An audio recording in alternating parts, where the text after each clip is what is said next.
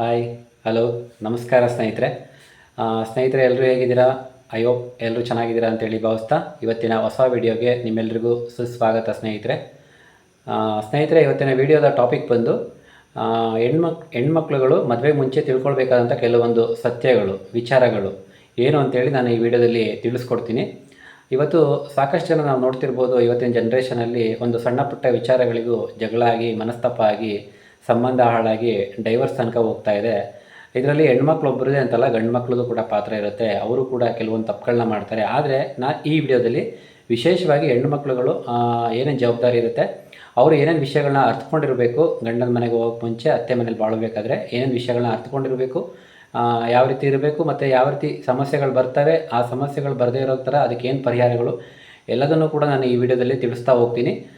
ವಿಡಿಯೋನ ಸ್ಕಿಪ್ ಮಾಡದೆ ಪೂರ್ತಿಯಾಗಿ ನೋಡಿ. ವಿಡಿಯೋ ಇಷ್ಟ ಆದರೆ ಲೈಕ್ ಮಾಡಿ, ಕಮೆಂಟ್ ಮಾಡಿ, ಶೇರ್ ಮಾಡಿ, ಹಾಗೆ ಚಾನಲ್ನ ಸಬ್ಸ್ಕ್ರೈಬ್ ಮಾಡ್ಕೊಳ್ಳಿ. ಬೆಲ್ ಐಕನ್ ಪ್ರೆಸ್ ಮಾಡಿ ನೋಟಿಫಿಕೇಷನ್ ಆನ್ ಮಾಡ್ಕೊಳ್ಳಿ. ಹೀಗೆ ಸದಾ ನಿಮ್ಮೆಲ್ಲರ ಸಪೋರ್ಟ್ ನಮ್ಮ ಚಾನಲ್ ಮೇಲೆ ಇರಲಿ ಅಂತೇಳಿ ಕೇಳ್ಕೊತ ಬನ್ನಿ ಸ್ನೇಹಿತರೆ, ವಿಡಿಯೋನ ಸ್ಟಾರ್ಟ್ ಮಾಡೋಣ. ಸ್ನೇಹಿತರೆ, ಮೊದಲೆಲ್ಲ ಹೇಗೆ ಅಂತಂದರೆ, ಪೋಷಕರು, ತಂದೆ ತಾಯಿಗಳು ತಮ್ಮ ಹೆಣ್ಮಕ್ಳುಗಳನ್ನ ಮದುವೆ ಮಾಡಿ ಗಂಡನ ಮನೆಗೆ ಕಳಿಸ್ಬೇಕಾದ್ರೆ ಅವರು ಕೆಲವೊಂದು ಕಿವಿ ಮಾತುಗಳನ್ನ ಹೇಳ್ತಾಯಿದ್ರು. ಏನು ಅಂತೇಳಿ ನಿಮಗೆಲ್ಲ ಗೊತ್ತಿರುತ್ತೆ. ನೀನು ಅತ್ತೆ ಮನೆಯಲ್ಲಿ ಏನೇ ಆದರೂ ಕೂಡ ನಿಭಾಯಿಸ್ಕೊಂಡು ಹೋಗಬೇಕು, ಹೊಂದಿಸ್ಕೊಂಡು ಹೋಗಬೇಕು. ಏನೇ ಒಂದು ಬಂದರೂ ಕೂಡ ಅದನ್ನೆಲ್ಲ ನಿಭಾಯಿಸ್ಕೊಂಡು ಸಂಸಾರವನ್ನು ಕಾಪಾಡ್ಕೊಂಡು ಹೋಗಬೇಕು. ಹಾಗೆ ಹುಟ್ಟಿದ ಮನೆಗೂ ಮತ್ತು ಮೆಟ್ಟಿದ ಮನೆಯಲ್ಲೂ ಕೀರ್ತಿಯನ್ನು ತರಬೇಕು. ನಮ್ಮ ಮನೆಯ ಕೀರ್ತಿಯನ್ನು ನೀನು ಹೋಗಿದ ಮನೆಯಲ್ಲೂ ಕೂಡ ಬೆಳಗಿಸ್ಬೇಕು. ಈ ಥರ ಎಲ್ಲ ಕೆಲವೊಂದು ಕಿವಿ ಮಾತುಗಳನ್ನ ಹೇಳ್ತಾಯಿದ್ರು. ಆಮೇಲೆ ಒಬ್ಬರು ಹೆಣ್ಮಗಳು ಮದುವೆಯಾಗಿ ಇನ್ನೊಂದು ಮನೆಗೆ ಹೋದಾಗ ಅಲ್ಲಿನ ಆ ಮನೆಯ ಕಂಪ್ಲೀಟ್ ವಾತಾವರಣ ಡಿಫ್ರೆಂಟ್ ಆಗಿರುತ್ತೆ. ಅವರ ಉಡುಗೆ ತೊಡುಗೆ, ಆಚಾರ ವಿಚಾರ ಎಲ್ಲವೂ ಕೂಡ ಬೇರೆ ಇರುತ್ತೆ. ಸೊ ನೀವೇನು ಹೆಣ್ಮಕ್ಳು ಟೈಮ್ ಬೇಕಾಗುತ್ತೆ ನಿಮಗೆ ಅಲ್ಲಿನ ಅವರ ಆಚಾರ ವಿಚಾರಕ್ಕೆ, ಮತ್ತು ಅಲ್ಲಿರೋ ಜನಗಳ ಮನಸ್ಥಿತಿನ ಅರ್ಥ ಮಾಡ್ಕೊಳ್ಳೋದಕ್ಕೆ ಕನಿಷ್ಠ ಅಂದರೂ 1-2 ವರ್ಷ ಟೈಮ್ ಬೇಕಾಗುತ್ತೆ. ಆ 2 ವರ್ಷದಲ್ಲಿ ನಿಮಗೊಂದು ಮಗುನೂ ಕೂಡ ಆಗಿರುತ್ತೆ. ಅವಾಗೆಲ್ಲ ಅಡ್ಜಸ್ಟ್ಮೆಂಟ್ ಕೂಡ ಬಂದಿರುತ್ತೆ ನಿಮ್ಮಲ್ಲಿ. ನೋಡಿ, ನಮ್ಮ ಹಿಂದಿನ ಕಾಲದಲ್ಲಿ ನಮ್ಮ ಅಜ್ಜಿಯವ್ರನ್ನೆಲ್ಲ ತೊಗೊಂಡ್ರೆ ಅವ್ರ ಜನ್ರೇಷನಲ್ಲಿ ಅವರಷ್ಟು ಕಷ್ಟ ಯಾರೂ ಪಟ್ಟಿಲ್ಲ ಅಂತಲೇ ಹೇಳ್ಬೋದು. ಈಗಿನ ಜನ್ರೇಷನವರು ಅವರಷ್ಟು ಕಷ್ಟನ ಯಾರೂ ಪಟ್ಟಿಲ್ಲ ಅಂತಲೇ ಹೇಳ್ಬೋದು. ಯಾಕಂದರೆ ನಮ್ಮ ತಾಯಿಯವರು ಕೂಡ ಅವರು ಕೂಡ ಕಷ್ಟಪಟ್ಟಿದ್ದಾರೆ. ಸೊ ಅವಾಗೆಲ್ಲ ಅವ್ರ ಬಾಯಲ್ಲಿ ಡೈವರ್ಸ್ ಅನ್ನೋ ಪದನೇ ಬರ್ತಿರಲಿಲ್ಲ. ಅವಾಗ ಆ ಪದನೇ ಇರಲಿಲ್ಲ ಅಂತ ಅಂದ್ಕೊಳ್ಳಿ. ಈಗ ನೀವು ನೋಡಿ, ಇಂದಿನ ಜನ್ರೇಷನ್ನ ಯಾರನ್ನೇ ಕೇಳಿದ್ರು ಕೂಡ ಅವ್ರು ಹೇಳೋದು ಇಷ್ಟೇ, ನಮ್ಮಷ್ಟು ಕಷ್ಟ ನೀವು ಯಾರೂ ಪಟ್ಟಿರಲಿಕ್ಕಿಲ್ಲ ಅಂತಲೇ ಹೇಳ್ತಾರೆ. ಅದು ನಿಜನೇ ಸ್ನೇಹಿತರೆ. ಸೊ ಈ ಥರ ಡೈವರ್ಸ್ ಅನ್ನೋ ಪದ ಎಲ್ಲ ಅವರು ಬಳಸ್ತಾನೆ ಇರಲಿಲ್ಲ. ಆ ಪದ ಕೂಡ ಇರಲೇ ಇಲ್ಲ, ಅದು ಗೊತ್ತೇ ಇರಲಿಲ್ಲ ಅವರಿಗೆ. ಇದಕ್ಕೆ ಸಾಕಷ್ಟು ಎಕ್ಸಾಂಪಲ್ಗಳಿದ್ದಾವೆ, ಉದಾಹರಣೆಗಳಿದೆ, ನಾನು ಹೇಳ್ತಾ ಹೋಗ್ತೀನಿ. ನೋಡಿ, ಮೊದಲನೇದಾಗಿ ನಮ್ಮ ರಾಮಾಯಣದಲ್ಲಿ ಸೀತೆ ಮಾತೆ, ಅವರು ರಾಜ್ಕುಮಾರಿ ಆದರೂ ಅವ್ರು ಎಷ್ಟೆಲ್ಲ ಕಷ್ಟಗಳನ್ನ ಪಟ್ಟರು ರಾಮಾಯಣದಲ್ಲಿ. ಸೊ ಹಾಗೆ ಮಹಾಭಾರತದಲ್ಲಿ ಬಂದರೆ ದ್ರೌಪದಿ ಇದ್ದಾರೆ. ಸೊ ಪಂಚ ಪಾಂಡವರು ಇದ್ಕೊಂಡು ಅವರು ಎಷ್ಟೆಲ್ಲ ಕಷ್ಟಗಳನ್ನ, ಅವಮಾನಗಳನ್ನ ಫೇಸ್ ಮಾಡಿದ್ರು ನಿಮಗೆಲ್ಲ ಗೊತ್ತಿದೆ. ಸೊ ಅವರು ಕೂಡ ಅದೆಲ್ಲ ನಿಭಾಯಿಸ್ಕೊಂಡು ಹೋದರು.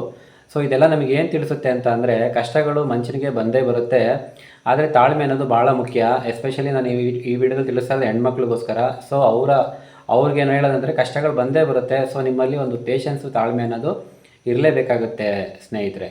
ನೋಡಿ, ಮೊದಲೆಲ್ಲ ಏನು ಅಂತಂದರೆ, ಪೋಷಕರು, ತಂದೆ ತಾಯಿಗಳು ತಮ್ಮ ಹೆಣ್ಮಕ್ಳನ್ನ ಮದುವೆ ಮಾಡಿ ಗಂಡನ ಮನೆಗೆ ಕಳಿಸ್ಬೇಕಾದ್ರೆ ಮೊದಲೇ ಮೆಂಟಲಿ ಪ್ರಿಪೇರ್ ಮಾಡ್ತಾಯಿದ್ರು. ಹೇಗೆ ಅಂತ ಅಂದರೆ, ನೀನು ಗಂಡನ ಮನೆಯಲ್ಲಿ ಈ ಥರ ಇರಬೇಕು, ಆ ಥರ ಇರಬೇಕು, ಅತ್ತೆ ಹತ್ರ ಯಾವ ರೀತಿ ಇರಬೇಕು, ಅವ್ರನ್ನ ಗೌರವಿಸಬೇಕು, ಹೊಂದ್ಕೊಂಡು ಹೋಗಬೇಕು, ಮನೆಯಲ್ಲಿ ಸಂಸಾರದಲ್ಲಿ ಏನೇ ಸಮಸ್ಯೆ ಬಂದ್ರೂ ಕೂಡ ನಿಭಾಯಿಸ್ಕೊಂಡು ಸಂಸಾರನ ಕಾಪಾಡ್ಕೊಂಡು ಹೋಗಬೇಕು ಅಂಥೇಳಿ ಮೊದಲೇ ಅವ್ರನ್ನ ಸ್ಟ್ರಾಂಗಾಗಿ ಮೆಂಟಲಿ ಪ್ರಿಪೇರ್ ಮಾಡಿ ಒಂದಷ್ಟು ಒಳ್ಳೆ ಇನ್ಸ್ಟ್ರಕ್ಷನ್ಸನ್ನ ಕೊಟ್ಟು ರೆಡಿ ಮಾಡಿ ಕಳಿಸ್ತಾಯಿದ್ರು. ಸೊ ಇದರಿಂದ ಏನಾಗ್ತಿತ್ತು, ಮದುವೆ ಆಗಿ ಹೋದಂಥ ಹೆಣ್ಣುಮಗಳು ಅವ್ರಿಗೆ ಯಾವುದೇ ಥರ ಕಷ್ಟ ಆಗ್ತಿರಲಿಲ್ಲ. ಯಾಕಂದರೆ ಮೊದಲೇ ಎಲ್ಲ ಪ್ರಿಪ್ರೇಷನ್ ಆಗಿ ಎಲ್ಲ ಹೇಳ್ಕೊಡ್ತಿದ್ರಲ್ಲ. ಸೊ ಹಂಗಾಗಿ ಅವರು ಅಡ್ಜಸ್ಟ್ ಆಗಿ ಹೋಗ್ತಾಯಿದ್ರು. ಆದರೆ ಇವಾಗಿನ ಜನ್ರೇಷನ್ ಏನಾಗಿದೆ, ಕೆಲವೊಬ್ಬರು ಪೋಷಕರು, ಎಲ್ಲರೂ ಅಂತ ನಾನು ಹೇಳಲ್ಲ, ಕೆಲವೊಂದು ಪೋಷಕರು ಏನು ಮಾಡ್ತಾರೆ, ಒಬ್ಬಳೇ ಮಗಳು ಅತಿಯಾದ ಪ್ರೀತಿಯಿಂದಾಗಿ, ನೋಡು ನೀನು ಅಲ್ಲೇನಾದರೂ ನಿನ್ನ ಕಷ್ಟ ಆದರೆ ಬಂದುಬಿಡು, ಈ ಥರ ಸಿಂಪಲ್ಲಾಗಿ ನೆಗೆಟಿವ್ ಆಗಿ ಮೊದಲೇ ಇನ್ಸ್ಟ್ರಕ್ಷನ್ ಮಾಡಿ ಕಳಿಸ್ತಾರೆ. ಸೊ ಇದರಿಂದ ಏನಾಗುತ್ತೆ ಅಂದರೆ, ಆ ಹೆಣ್ಮಗು ಮೇಲೆ ತುಂಬ ಕೆಟ್ಟ ಪರಿಣಾಮ ಬೀರುತ್ತೆ. ಅವ್ರಿಗೇನಾಗುತ್ತೆ ಅಂದರೆ, ಕುಂತರೂ ಕಷ್ಟ ಆಗುತ್ತೆ, ನಿಂತರೂ ಕಷ್ಟ ಆಗುತ್ತೆ. ಸೊ ಎಲ್ಲದರಲ್ಲೂ ಸಮಸ್ಯೆಗಳನ್ನ ಹುಡುಕ್ತಾ ಹೋಗ್ತಾರೆ. ನಿಮ್ಮ ಮನೆಗೂ ಅವ್ರ ಮನೆಗೂ ಬಹಳ ವ್ಯತ್ಯಾಸ ಇರುತ್ತೆ. ಇಲ್ಲಿ ನಿಮ್ಮ ಮನೇಲಿ ಫ್ರೀಡಮ್ ಇರುತ್ತೆ, ಅವ್ರ ಮನೆಯಲ್ಲಿ ಫ್ರೀಡಮ್ ಇರೋದಿಲ್ಲ. ನಿಮ್ಮ ಮನೆಯಲ್ಲಿ ಯಾವುದೇ ಥರ ರೆಸ್ಪಾನ್ಸಿಬಿಲಿಟಿ ಇರೋದಿಲ್ಲ. ಬಟ್ ಹೋದಂಥ ಮನೆಯಲ್ಲಿ ನಿಮಗೆ ರೆಸ್ಪಾನ್ಸಿಬಿಲಿಟಿ ಅನ್ನೋದು ಇದ್ದೇ ಇರುತ್ತೆ, ಅದು ಬಂದೇ ಬರುತ್ತೆ. ಸೊ ಅವಾಗೇನಾಗುತ್ತೆ, ನೀವೆಲ್ಲದರಲ್ಲೂ ಕೂಡ ತಪ್ಪುಗಳನ್ನ ಕಂಡುಹಿಡಿತಾ, ಹೇಗಿದ್ರು ನಮ್ಮ ಅಮ್ಮ ಹೇಳಿ ಕಳಿಸಿದ್ದಾರೆ, ನಮ್ಮ ಅಪ್ಪ ಹೇಳಿ ಕಳಿಸಿದ್ದಾರೆ, ನಿಂಗೆ ಏನಾದ್ರು ತೊಂದರೆ ಆದರೆ ಬಂದುಬಿಡು ಅನ್ನೋದನ್ನು ಮೈಂಡಲ್ಲಿ ಇಟ್ಕೊಂಡು ನೀವೇನು ಮಾಡ್ತೀರಾ, ಎಲ್ಲದರಲ್ಲೂ ಸಮಸ್ಯೆಗಳನ್ನ ಹುಡುಕ್ತಾ ನಿಮ್ಮ ಸಂಸಾರವನ್ನು, ನಿಮ್ಮ ಜೀವನವನ್ನು ಹಾಳು ಮಾಡ್ಕೊತೀರಾ, ಸಂಬಂಧನ ಹಾಳು ಮಾಡ್ಕೊತೀರಾ. ಸೊ ನಾನು ಹೇಳೋದೇನಂತಂದರೆ, ಪೋಷಕರು ಈ ಥರ ನೆಗೆಟಿವ್ ಆಗಿ ಇನ್ಸ್ಟ್ರಕ್ಷನ್ನ ಕೊಟ್ಟು ಹೆಣ್ಮಕ್ಳು ಬಾಳನ್ನ ಹಾಳು ಮಾಡಬೇಡಿ. ಸೊ ಅವರಿಗೆ ಆದಷ್ಟು ಒಳ್ಳೆ ಇನ್ಸ್ಟ್ರಕ್ಷನ್ನ ಕೊಟ್ಟು ಅವ್ರ ಗಂಡನ ಮನೇಲಿ ಚೆನ್ನಾಗಿ ಸುಖವಾಗಿ ಬಾಳಬೇಕು ಅಂತೇಳಿ ಅರಿಸಿ ಕಳಿಸಿ. ಆದರೆ ನೀವು ತಾಯಂದಿರು, ಎಸ್ಪೆಷಲಿ ತಾಯಂದಿರೆ, ಯಾಕಂದರೆ ಒಂದು ಹೆಣ್ಣು ಮಗು ಮದುವೆಯಾಗಿ ಗಂಡನ ಮನೆಗೆ ಹೋದಾಗ ಅವರು ತಾಯಂದಿರೇ ಈ ಒಂದು ಇನ್ಸ್ಟ್ರಕ್ಷನ್ಸ್ ಎಲ್ಲ ಕೊಡಬೇಕಲ್ವಾ, ಅವ್ರ ಮಾತುಗಳನ್ನೇ ಕೇಳೋದು, ಅವರೇ ಕೊಡಬೇಕಾಗಿರೋದು. ಸೊ ನೀವೇನು ಅಂತ ಅಂದರೆ ಅವ್ರನ್ನ ಮೊದಲೇ ಮೆಂಟಲಿ ಸ್ಟ್ರಾಂಗಾಗಿ ಪ್ರಿಪೇರ್ ಮಾಡಿ, ನೀನು ಮದುವೆ ಆಗೋದಂಥ ಗಂಡನ ಮನೆಯಲ್ಲಿ, ನಿಮ್ಮ ಅತ್ತೆ ಮನೆಯಲ್ಲಿ ಹೊಂದ್ಕೊಂಡು ಹೋಗಬೇಕು, ಅವರಿಗೆ ಗೌರವ ಕೊಡಬೇಕು, ಏನೇ ಸಮಸ್ಯೆಗಳಾದರೂ ಕೂಡ ಅದನ್ನೆಲ್ಲ ನಿಭಾಯಿಸ್ಕೊಂಡು ನಿನ್ನ ಸಂಸಾರನ ಕಾಪಾಡ್ಕೊಂಡು ಹೋಗಬೇಕು ಅಂತ ನೀವು ಮೊದಲೇ ಅವ್ರನ್ನ ಪ್ರಿಪೇರ್ ಮಾಡಿದ್ರೆ ಅವರು ಮೆಂಟಲಿ ಸ್ಟ್ರಾಂಗ್ ಆಗ್ತಾರೆ, ಪ್ರಿಪೇರ್ ಆಗ್ತಾರೆ. ಆವಾಗ ಯಾವುದೇ ಥರ ಸಮಸ್ಯೆ ಆಗೋದಿಲ್ಲ. ಅದನ್ನು ಬಿಟ್ಟು ನೀವು ಪ್ರೀತಿಯಿಂದ ಒಬ್ಬಳೆ ಮಗಳು ಅಂತೇಳಿ ಅವರಿಗೆ ನೆಗೆಟಿವ್ ಆಗಿ ಇನ್ಸ್ಟ್ರಕ್ಷನ್ ಕೊಟ್ಟರೆ ಮೊದಲೇ, ಅಲ್ಲೇನಾದ್ರು ಸಮಸ್ಯೆ ಆದರೆ ನೀನು ಬಂದುಬಿಡು, ನಾವಿದ್ದೀವಿ, ನೋಡ್ಕೊತೀವಿ, ಈ ಥರ ಎಲ್ಲ ಹೇಳಿ ಕಳಿಸೋದ್ರಿಂದ ಏನಾಗುತ್ತೆ ಅಂದರೆ ಹಾಗಂತ ನೀವು ನಿಮ್ಮ ಮಗಳನ್ನ ಮದುವೆ ಮಾಡಿಕೊಟ್ಟು ನೀವು ಹೋಗಬಾರ್ದು, ನೋಡ್ಕೋಬಾರ್ದು ಅಂತೆಲ್ಲ ಏನಿಲ್ಲ. ಹಾಗಂತ ನೀವು ಮಗಳು ಕೊಟ್ಟು ಸುಮ್ಮನಿರೋದು ಅಂತಲ್ಲ. ಹೋಗಿ ಮಧ್ಯೆ ಮಧ್ಯೆ ಹೋಗ್ತಾಯಿರಿ, ನೋಡ್ತಾಯಿರಿ, ಅವರ ಸಂಸಾರ, ಅವರ ಜೀವನ ಯಾವ ಥರ ಇದೆ ಅಂತೇಳಿ ಅಬ್ಸರ್ವ್ ಮಾಡ್ತಾಯಿರಿ. ಒಂದು ವೇಳೆ ಅಲ್ಲಿ ಏನಾದ್ರು ಸಮಸ್ಯೆ ಇತ್ತು ಅಂತಂದರೆ ಆ ಸಮಸ್ಯೆ ಚಿಕ್ಕದ ದೊಡ್ಡದ, ಬಗೆಹರಿಸೋವಂಥದ್ದು ಅಥವಾ ಬಗೆಹರಿಸೋಕ್ಕಾಗದೇ ಇರೋವಂಥದ್ದು, ಇದನ್ನೆಲ್ಲ ತಿಳ್ಕೊಳ್ಳಿ. ಆ ಥರ ಏನಾದ್ರು ಇತ್ತು ಅಂತಂದರೆ, ಅದು ಒಂದು ವೇಳೆ ಅವರ ಒಂದು ಪ್ರಾಣಕ್ಕೆ ಸಂಚು ಬರುವಂಥದ್ದು, ಈ ಥರದ್ದೆಲ್ಲ ದೊಡ್ಡ ಸಮಸ್ಯೆ ಇತ್ತು ಅಂತಂದರೆ ಅಂಥ ಸಮಯದಲ್ಲಿ ನೀವು ತವ್ರ ಮನೆಯಿಂದ ಆ ಒಂದು ಸಮಸ್ಯೆಗೆ ಇಂಟರ್ಫಿಯರ್ ಆಗಿ ಅದನ್ನು ಬಗೆಹರಿಸಿ.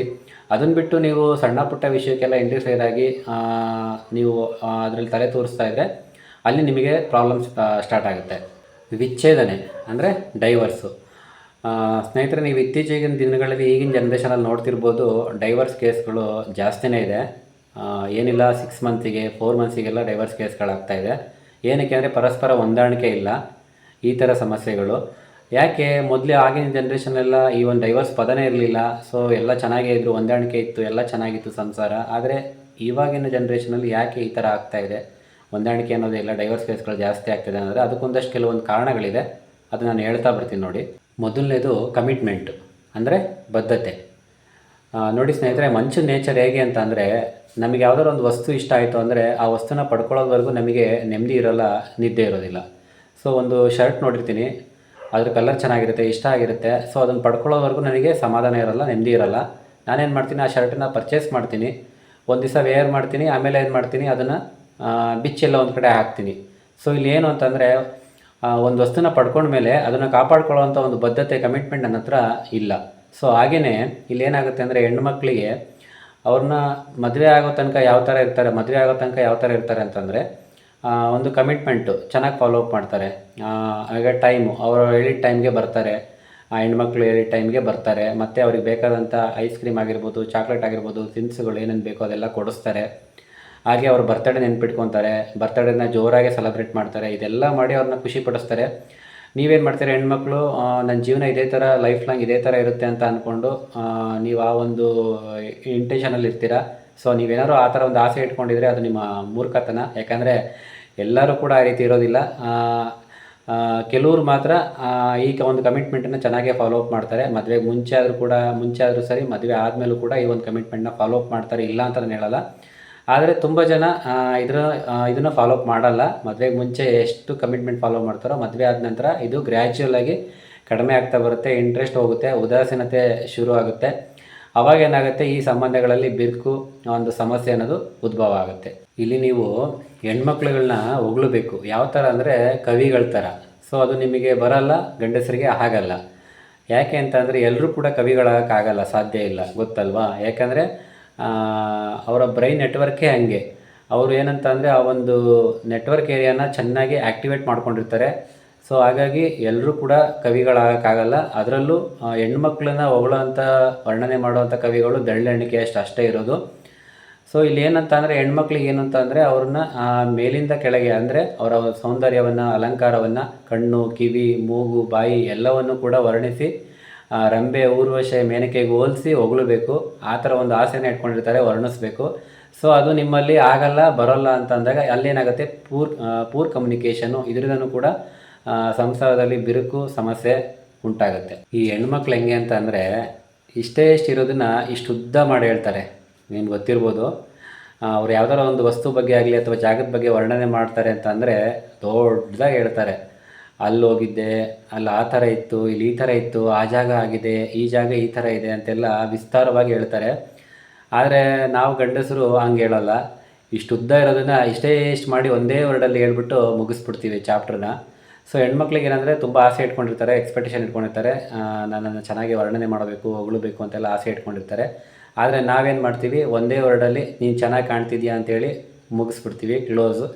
ಆವಾಗ ಏನಾಗುತ್ತೆ, ಇಲ್ಲಿ ಒಂದು ಬದ್ಧತೆಯ ಕೊರತೆ ಅನ್ನೋದು ಕಾಣುತ್ತೆ, ಕಮಿಟ್ಮೆಂಟ್ ಅನ್ನೋ ಕೊರತೆಯನ್ನು ಕಾಣುತ್ತೆ. ಆವಾಗ ಹೆಣ್ಮಕ್ಳಿಗೆ ಅಲ್ಲಿಂದನೇ ಶುರುವಾಗುತ್ತೆ ಒಂದು ಪ್ರಾಬ್ಲಮ್ಮು, ಈ ಕಮಿಟ್ಮೆಂಟ್ ಅನ್ನೋ ಒಂದು ಪ್ರಾಬ್ಲಮ್ಮು. ಸೊ ಇದರಿಂದ ಒಂದು 70% ಡೈವರ್ಸ್ ಕೇಸ್ಗಳು ಕೂಡ ಈ ಸಮಸ್ಯೆಯಿಂದನೇ, ಈ ಒಂದು ಪ್ರಾಬ್ಲಮಿಂದನೇ ಆಗೋದು. ಎರಡನೇದು ನಂಬಿಕೆ ದ್ರೋಹ. ಸೊ ಈ ನಂಬಿಕೆ ದ್ರೋಹ ಅನ್ನೋದು ಈಗಿನ ಜನ್ರೇಷನಲ್ಲಿ ತುಂಬ ಜಾಸ್ತಿನೇ ಆಗಿದೆ ಸ್ನೇಹಿತರೆ. ಸೊ ನಂಬಿಕೆ ದ್ರೋಹ ಯಾವುದ್ಯಾವುದು ಅಂತ ಹೇಳೋದಾದರೆ, ಹಣ ಆಗಿರ್ಬೋದು, ಸಂಬಂಧಗಳಾಗಿರ್ಬೋದು, ಅದೇ ರೀತಿ ನಾವು ಆಡೋ ಮಾತುಗಳು ಸುಳ್ಳು ಹೇಳ್ತೀವಲ್ಲ, ಸೊ ಇದೆಲ್ಲದೂ ಕೂಡ ನಂಬಿಕೆ ದ್ರೋಹನೇ ಆಗುತ್ತೆ. ಮೊದಲನೇದಾಗಿ ಹಣದ ವಿಚಾರ ಅಂತ ಬಂದಾಗ, ಸಪೋಸ್ ನೀವು ಹೆಣ್ಮಕ್ಳು ಯಾವ್ದಾರು ಒಂದು ವಸ್ತು ತೊಗೊಳ್ತಿದ್ದೀರಾ ಅಂದರೆ ಅದರ ಬೆಲೆ ಒಂದು 100 ರೂಪಾಯಿ ಆಗಿರುತ್ತೆ ಅಂದರೆ, ನೀವು ನಿಮ್ಮ ಗಂಡನ ಹತ್ರ 1000 ರೂಪಾಯಿ ಅಂತ ಸುಳ್ಳು ಹೇಳಿ ಹಣನ ವಸೂಲಿ ಮಾಡೋದು. ಸೊ ಈ ಥರ ನೀವು ಸುಳ್ಳು ಹೇಳಿ ಒಂದು 100 ರೂಪಾಯಿ ವಸ್ತುನ 1000 ರೂಪಾಯಿ ಅಂತೇಳಿ ದುಡ್ಡನ್ನು ವಸೂಲಿ ಮಾಡ್ತಾ ಇರ್ತೀರಾ. ಸೊ ಇದು ಒಂದಲ್ಲ ಒಂದು ದಿವಸ ಅವ್ರಿಗೆ ಗೊತ್ತಾಗುತ್ತೆ, ಅಲ್ಲೇನಾಗುತ್ತೆ, ನಂಬಿಕೆ ಕಳ್ಕೊಂಡಂಗೆ. ಸೊ ಇದು 100 ರೂಪಾಯಿ ಇರೋ ವಸ್ತು ನೀವು 1000 ರೂಪಾಯಿ ಅಂತೇಳಿ ಸುಳ್ಳು ಹೇಳಿ ತೊಗೊತಾ ಇದ್ದಾರೆ ಅಂಥೇಳಿ ಅಲ್ಲೂ ಕೂಡ ನೀವು ನಂಬಿಕೆನ ಕಳ್ಕೊಳ್ತೀರಾ. ಅದೇ ರೀತಿ ಸಂಬಂಧ ಅಂತ ಬಂದಾಗ, ಈಗಿನ ಮೊಬೈಲ್ಗ ಎಲ್ಲರಿಗೂ ಗೊತ್ತು. ಸೊ ಬ್ಯಾಡ್ ರಿಲೇಷನ್ಶಿಪ್ ಜಾಸ್ತಿ ಕನೆಕ್ಟ್ ಆಗುತ್ತೆ. ಸೊ ಹೇಗೆ ಅಂತ ಅನ್ನೋದಾದರೆ, ಈಗ ನಮ್ಮ ಮನೆಯಲ್ಲೇ ಒಂದು ಸಾಕಷ್ಟು ಮನಸ್ತಾಪ ಸಮಸ್ಯೆಗಳಿರುತ್ತೆ. ಸೊ ಹೆಣ್ಮಕ್ಳುಗಳಲ್ಲಿ ಮನಸ್ಸು ಹೇಗಿರುತ್ತೆ ಅಂದರೆ, ಸೊ ನಮ್ಮಲ್ಲೇ ಇಷ್ಟೊಂದು ಸಮಸ್ಯೆಗಳು ಮನಸ್ತಾಪಗಳಿದೆ, ಆದರೆ ನನ್ನ ಗಂಡ ಬೇರೆ ಯಾರೋ ಹೊರಗಡೆಯವರು ಅವರ ಮನೆ ಫ್ಯಾಮಿಲಿ ಪ್ರಾಬ್ಲಮನ್ನು ಹೇಳ್ಕೊಂಡಾಗ ನಮ್ಮ ಹತ್ರ ಅವ್ರೇನು ಮಾಡ್ತಾರೆ, ಅವರಿಗೆ ಒಂದಷ್ಟು ಸಾಂತ್ವನ ಹೇಳಿ, ಧೈರ್ಯವನ್ನು ಹೇಳಿ, ಸಮಾಧಾನದ ಮಾತುಗಳನ್ನ ಹೇಳಿ ತುಂಬ ಕೇರ್ ಮಾಡ್ತಾರೆ. ಅವಾಗೇನಾಗುತ್ತೆ, ಈ ಹೆಣ್ಮಕ್ಳಿಗೆ ಆ ಒಂದು ವಿಚಾರವನ್ನು ನೋಡಿದಾಗ, ಗಮನಿಸಿದಾಗ ಅವ್ರ ಮನಸ್ಸಲ್ಲಿ ಬರುವಂಥದ್ದು, ನಮ್ಮ ಮನೆಯಲ್ಲೇ ಇಷ್ಟೆಲ್ಲ ಸಮಸ್ಯೆ ಇದೆ, ನನಗೆ ನನ್ನ ಗಂಡ ಇಷ್ಟೆಲ್ಲ ಕೇರ್ ಮಾಡಲ್ಲ, ಧೈರ್ಯ ಹೇಳಲ್ಲ, ಸಾಂತ್ವನ ಹೇಳಲ್ಲ, ಆದರೆ ಅವ್ರಿಗೆ ಅಷ್ಟೊಂದು ಪ್ರಿಫರೆನ್ಸ್ ಕೊಡ್ತಾನಲ್ಲ ಅಂತೇಳಿ ಅವ್ರೇನು ಮಾಡ್ತಾರೆ, ಈ ಥರ ಬ್ಯಾಡ್ ರಿಲೇಷನ್ಶಿಪ್ ಕಡೆ, ಬೇರೆ ಬೇರೆ ರಿಲೇಷನ್ಶಿಪ್ ಕಡೆ ವಾಲ್ತಾರೆ. ಸೊ ಅಲ್ಲೂ ಕೂಡ ಅದೇನಾಗುತ್ತೆ, ಕೊನೆಗೆ ಡೈವರ್ಸ್ ತನಕ ಹೋಗಿ ಅವರು ಮತ್ತೆ ಬೇರೆ ಕಡೆ ಬ್ಯಾಡ್ ರಿಲೇಷನ್ಶಿಪ್ ಹೋಗಿ ಅಲ್ಲಿ ಮದುವೆ ಆಗಿ ಮತ್ತೆ ಅದು ಒಂದು 3 ತಿಂಗಳು ಅಷ್ಟೇ, ಅದು ಕೂಡ ಅದೇ ಕಥೆನೇ. ಸೊ ಅದೇನೋ ಹೇಳ್ತಾರಲ್ಲ, ಹಳೆ ಗಂಡನ ಪಾದವೇ ಗತಿ ಅಂತೇಳಿ. ಅದು ಇಲ್ಲಿ ಏನಪ್ಪ ಅಂದರೆ, ಒಂದು ಸತ್ಯ ಅಂತಂದರೆ ಎಲ್ಲ ಗಂಡಸರು ಒಂದೇ, ಯಾರು ಹೆಚ್ಚಲ್ಲ ಕಡಿಮೆ ಅಲ್ಲ.